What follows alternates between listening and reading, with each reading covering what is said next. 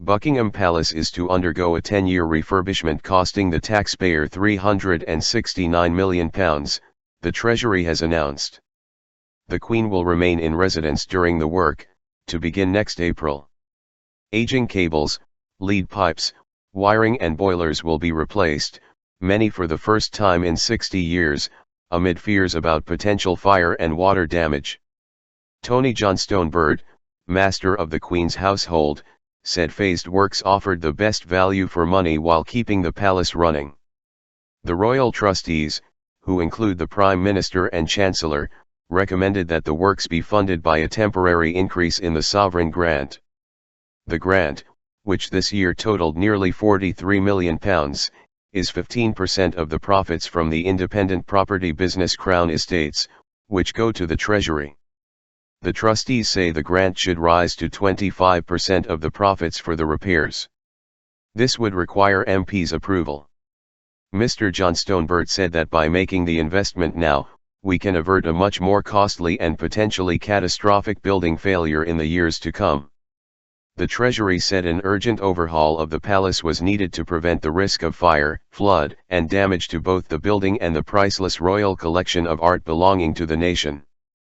Pointing to the damage Windsor Castle had suffered from a fire in 1992, the Treasury said, the restoration took more than 5 years, and it is estimated that similar damage to Buckingham Palace could cost up to £250 million for a single wing.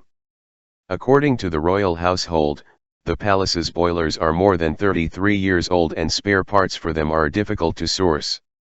Much of the wiring is considered to have the very real risk of fire and failure, while the majority of the mechanical and electrical systems are at least 40 years old with failure and ever-increasing risk, it said. Campaign group Republic, which wants the abolition of the monarchy, said the refurbishment was an indictment on the Queen's scandalous mismanagement of royal finances over 6 decades. It added, MPs have repeatedly called on the palace to fund repairs by opening up to tourists all year round and they've refused. Her Majesty's HQ. As Her Majesty's administrative headquarters, the Queen spends a third of the year hosting events at Buckingham Palace. When in town, she holds weekly audiences with the Prime Minister, and every year welcomes more than 50,000 people as guests to state banquets, dinners, receptions, and garden parties.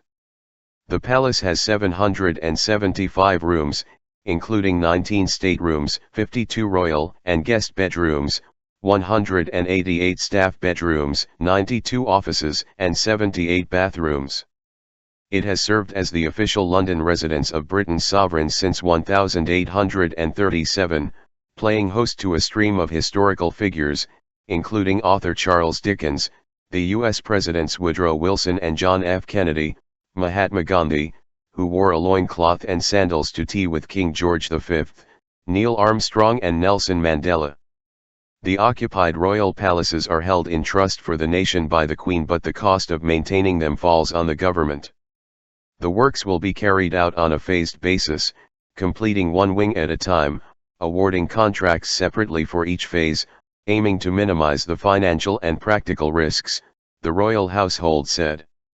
In 2014, MPs criticized the royal household for mismanaging its finances.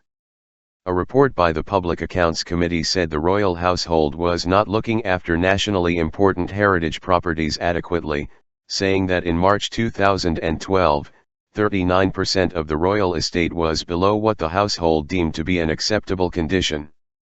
The Chief Secretary to the Treasury, David Gawkey, said, "We will ensure every penny spent achieves the greatest value for money." He said it was only right to ensure Buckingham Palace was made fit for purpose for the future. Tourists are drawn to this country because of our culture, heritage, and royal legacy, and when they visit they spend billions of pounds and support thousands of jobs, he said. We must ensure that the special architectural and historic nature of some of our greatest buildings are protected for future generations. Mr. Johnstone-Burt said the program, once completed, was designed to extend the palace's working life by a further 50 years.